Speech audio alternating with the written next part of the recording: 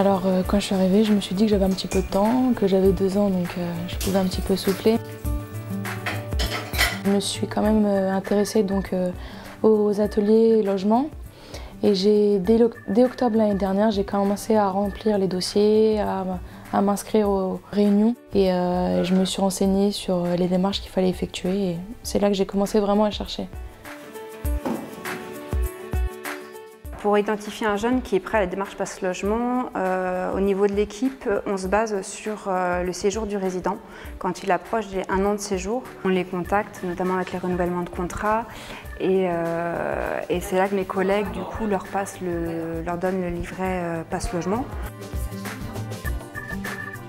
Donc, suite à son premier renouvellement de contrat, on a fait le point sur sa situation logement et s'il se trouve dans la nécessité de rechercher un logement, je l'invite à un atelier collectif, il y en a à peu près 1 fois par mois, qui lui permettra ensuite de venir prendre un rendez-vous individuel avec moi pour constituer un dossier logement et intégrer justement cette démarche. Franchement, c'est dur de trouver un appartement, même dans les agences, c'est trop cher. Il y a des frais de dossier aussi, j'ai déjà essayé. Et quand je suis rentré à la LJT, ça fait 2 ans, j'ai commencé à faire les démarches. Et au fil de temps, là j'ai trouvé un logement avec eux. L'idée, c'est vraiment de les mettre dans la réalité du logement, de la situation du logement en Ile-de-France. Quand est-ce que je peux louer un logement et quel logement je vais pouvoir avoir par rapport à mes moyens, mes revenus, ma situation.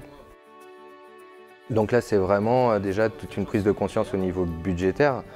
Et enfin, on leur parle de l'accompagnement qu'ils peuvent avoir au sein de la LJT. Il y a 3 types d'ateliers. On a tout d'abord les permanences qui sont hebdomadaires. On reçoit les jeunes sans rendez-vous pour des informations diverses sur le logement. Les animations collectives où là, on est plus sur des thématiques, numéro unique, colocation, budget. Et les dernières animations collectives, on va dire, c'est des forums qui sont réalisés sur certaines résidences annuellement, où on regroupe tous les partenaires pour informer les jeunes.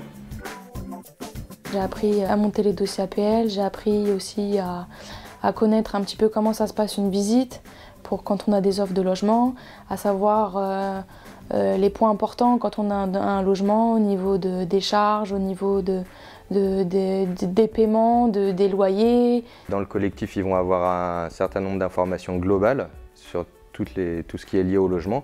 Et ensuite, en entretien individuel, on peut davantage se concentrer sur la situation spécifique du résident. Alors, au niveau des entretiens avec l'équipe de la LJT, donc on s'est régulièrement par téléphone, par mail. On se voit régulièrement, on essaie de rester en contact au niveau des dossiers de logement.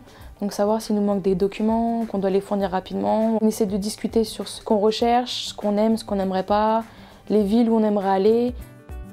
On discute beaucoup et on essaye d'être assez cohérent dans nos recherches. On sait ce qu'on va avoir quand on arrive ici et on voit dès l'inscription qu'on a du soutien et qu'ils sont présents et qu'il y a un suivi important. Donc on n'a pas de mauvaises surprises, on n'a que des bonnes surprises.